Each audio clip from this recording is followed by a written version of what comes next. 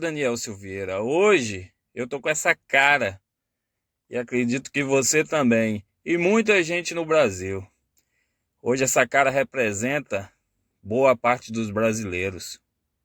Supremo Tribunal Federal formou maioria para condenar o deputado bolsonarista Daniel Silveira, do PTB, por atos antidemocráticos e ameaças ao STF e seus ministros. Votaram os ministros Edson Fachin, Luiz Roberto Barroso, Rosa Weber, Dias Toffoli, Carmen Lúcia, Ricardo Lewandowski, Gilmar Mendes e Luiz Fux, que acompanharam integralmente o relator.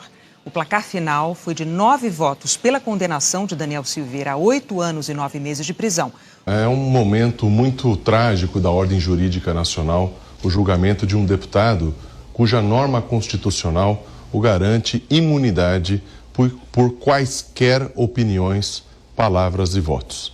Quaisquer. Se o Constituinte colocou isso na Constituição e os ministros do Supremo Tribunal Federal, tanto quanto os parlamentares, juram cumprir a Constituição, sinceramente fica difícil dar aula de direito constitucional na faculdade. É um problema muito sério.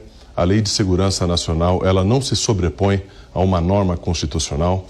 Eu vejo que o parlamentar, ele não obstrui absolutamente nada, porque sabe-se onde ele está no Congresso, ele tem imunidade dentro e fora do parlamento, porque ele é um deputado federal, isto é, a sua jurisdição no país todo. Então, esse julgamento é uma quebra de paradigma que vai colocar o parlamento em confronto com o STF. É uma pena. O Supremo Tribunal Federal é um tribunal que deveria ser pacificador. Não poderia, nesse caso, ser vítima, ser julgador, ter um inquérito que não termina, não dar vista aos advogados das partes com relação aos autos do inquérito. Realmente é um tumulto jurídico que está se causando no Brasil. A vice-procuradora-geral da República, Lindora Araújo, citou diversos crimes cometidos pelo deputado. Segundo Lindora, as condutas tentaram impedir o funcionamento de um poder constituído, no caso, o Supremo Tribunal Federal. E ameaçaram os próprios ministros do STF com o objetivo de impedir que eles exercessem suas funções. Inconcebível no Estado Democrático de Direito que alguém instigue que nos dizeres do réu diga: o povo entre dentro do STF, agarre o Alexandre de Moraes pelo colarinho dele e sacuda a cabeça de ovo dele e o jogue dentro de uma lixeira. Na minha visão, não houve qualquer tipo de crime contra a segurança nacional.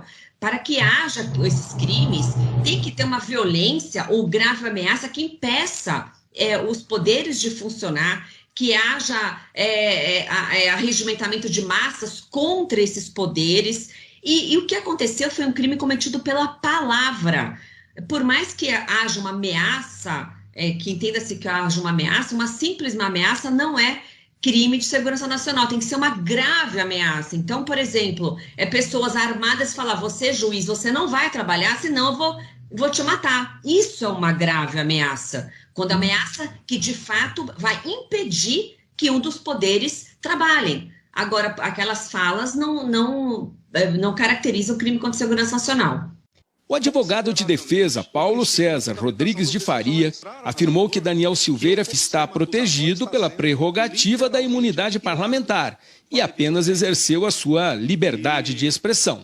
Está sendo julgado aqui um inocente que, utilizando a sua imunidade a sua imunidade parlamentar, formal e material, e lá está escrito, Excelência, no artigo 53, está escrito quaisquer palavras e votos. Então, quaisquer precisa ser imediatamente substituído, porque foi entendimento dessa corte, quando recebeu a denúncia, que o parlamentar cometeu crimes. Crimes de quê? De crítica, de ironia? A própria rapidez desse processo, que salta aos olhos, geralmente esses processos que têm foro privilegiado, muitos prescrevem, Já houve prescrição contra Renan Calheiros, Jader Barbalho, ou se perpetuam por anos. É um processo muito rápido. Mas, infelizmente, nós vemos que o ministro Alexandre de Moraes ele não age isoladamente. Por mais que ele profira decisões monocráticas, essas decisões monocráticas estão sendo ratificadas pelo plenário.